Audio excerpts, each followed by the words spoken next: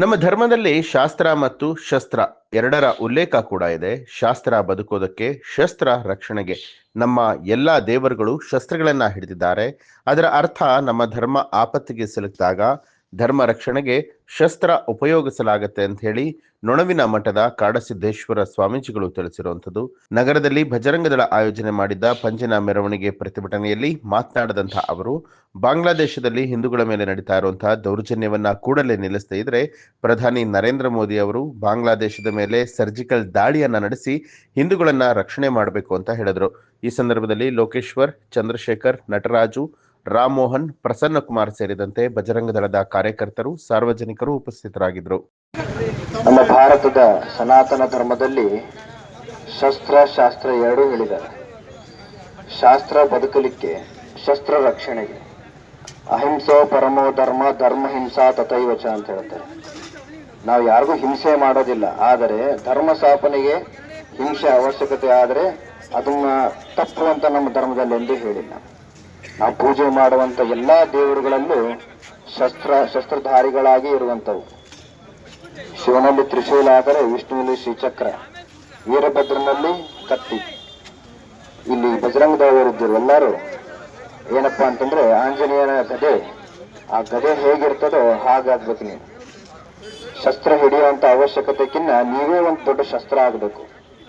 ಧರ್ಮ ಉಳಿಬೇಕಂತಂದ್ರೆ ಧರ್ಮದ ಆಚರಣೆ ನಾವು ಎಷ್ಟು ಕಟ್ಟುನಿಟ್ಟಾಗಿ ಮಾಡ್ತೀವಿ, ಅದರ ಮುಖಾಂತರ ನಮ್ಮ ಮುಂದಿನ ಪೀಳಿಗೆಗೆ ಅದೊಂದು ಅವಕಾಶ ಆಗಿರ್ತದೆ.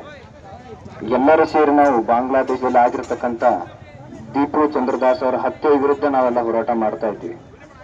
ಇದು ನಮ್ಮ ಜನಗಳಿಗೆ ಎಲ್ಲರಿಗೂ ತಲುಪಬೇಕು. ಅಲ್ಲಿಯೇ ಹತ್ತಿರುವಂತ ಬೆಂಕಿ ಇಲ್ಲಿಗೂ ಬರಬಹುದು ಅಂತ ಹೇಳಿ ಕೆಲವೊಂದು ಕಡೆ ಬಂದಾಗಿದೆ. ಅದರ ವಿರೋಧ ಆಗಬೇಕಂದ್ರೆ ನಮ್ಮ ಮಕ್ಕಳಿಗೆ ಒಳ್ಳೆಯ ಸಂಸ್ಕಾರ, ಶಕ್ತಿ ಸಾಮರ್ಥ್ಯವನ್ನು ಕಲಿಸಬೇಕು.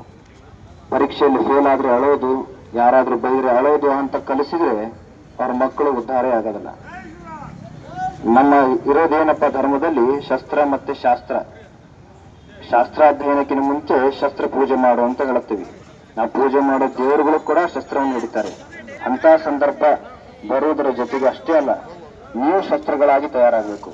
ಒಂದು ಹೆಮ್ಮೆ ಏನಂತಂದ್ರೆ ಇಲ್ಲಿ ಬಹಳ ಜನ ತಾಯಂದ್ರು ಬಂದಿದ್ದಾರೆ. ಯಾವಾಗ್ಲೂ ನಮ್ಮ ದೇಶದಕ್ಕೆ ಏನಾದ್ರು ಚ್ಯುತಿ ಬಂದಾಗ ತಾಯಂದ್ರು ಮುಂದೆ ಬರ್ತಾರೆ. ಒಂದು ಘಟನೆ ಸ್ಮರಣೆ ಮಾಡಕ್ ಇಚ್ಛೆ ಪಡ್ತೀನಿ.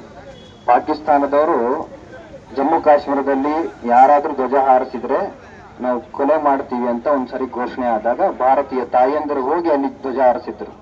ಅಂತ ಸಂದರ್ಭ ಇಲ್ಲಿ ಬಂದಿದೆ.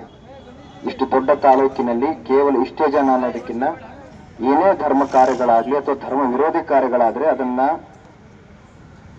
ಅದರ ವಿರುದ್ಧವಾಗಿ ಹೋರಾಡೋದಕ್ಕೆ ನಮ್ಮ ಎಲ್ಲಾ ತಾಲೂಕಿನ ಎಲ್ಲಾ ಜನಾಂಗದವರು ಬರಬೇಕು. ಗುರುಗಳು ಬಂದಿದ್ದಾರೆ, ರಾಜಕೀಯ ಮುತ್ಸದಿಗಳು ಬಂದಿದ್ದಾರೆ, ಧರ್ಮಾಭಿಮಾನಿಗಳು ಬಂದಿದ್ದಾರೆ. ಅದಷ್ಟೇ ಅಲ್ಲದ ನಮ್ಮ ತಿಪ್ಪೂರು ತಾಲೂಕಿನ ಎಲ್ಲ ನಗರವಾಸಿಗಳು ಬರಬೇಕು, ಇದರಲ್ಲಿ ಭಾಗಿಯಾಗಬೇಕು. ಆವಾಗಲೇ ನಮ್ಮಲ್ಲಿ ಒಗ್ಗಟ್ಟಿದೆ, ನಮ್ಮ ದೇಶಕ್ಕೆ ನಮಗೆ ಒಂದು ಅಭಿಮಾನ ಇದೆ ಅಂತ ತೋರ್ಸೋಕ್ ಸಾಧ್ಯ. ಅಂತ ಕಾರ್ಯಕ್ರಮದಲ್ಲಿ ಎಲ್ಲರೂ ಭಾಗಿಯಾಗಿದ್ದೀರಿ. ಶಸ್ತ್ರ ಹಿಡಿಯೋದು ದೊಡ್ಡದಲ್ಲ, ಆ ಶಸ್ತ್ರ ನೀವೇ ಆದ್ರೆ ಬಹಳ ಉತ್ತಮ ಅಂತ ಹೇಳ್ತಾ ನನ್ನ ಮಾತು ವಿರಾಮ ಮಾಡ್ತೇನೆ. ಓಂ ತತ್ಸತ್. ನ್ಯೂಸ್ ಅಲರ್ಟ್, ನಿಮ್ಮಿಂದ ನಿಮಗಾಗಿ.